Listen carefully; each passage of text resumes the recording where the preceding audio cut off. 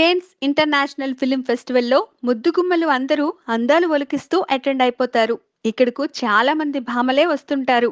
కానీ కేన్స్ కి అటెండ్ అయ్యే భామల్లో ఐశ్వర్యరాయ్ బచ్చన్ కు అరుదైన గుర్తింపు ఉంది. గత 16 ఏళ్లుగా కేన్స్ లో సందడి చేస్తూనే ఉంది Aish. 2017 Cannes international film festival కి కూడా కొత్త టైప్ డ్రెస్ లో వచ్చేసింది ఈ భామ. సిండ్రెల్లా పాత్రను రియల్ లైఫ్ లో చూపిస్తున్నట్లుగా ఉన్న ఈ డ్రెస్ అందరినీ ఆకట్టుకుంది. నడుం కింద నుంచి తన సైజుకు 10 రెట్లకు పైగా కొలతలతో మరీ డిఫరెంట్ గా ఈ డ్రెస్ డిజైన్ చేశారు. కల్పిత పాత్ర అయిన సిండ్రెల్లా రెడ్ కార్పెట్ పై నడిచి వచ్చినట్లుగా ఉంది ఈ భామ గెటప్. అయితే కార్పెట్ పై ఉన్నంత వరకు బాగానే ఉంది, కానీ స్టెయిర్ కేస్ ఎక్కాల్సి వచ్చినప్పుడే అసలు సమస్య వచ్చింది. మెట్లు ఎక్కేటప్పుడు ఈమె డ్రెస్ కు ఎలాంటి డ్యామేజ్ జరగకుండా ఉండేందుకు ఏకంగా 5గురు సహాయం చేయాల్సి వచ్చింది.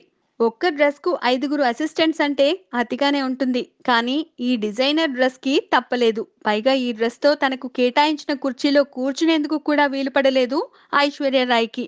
పాపం కదా. Please subscribe.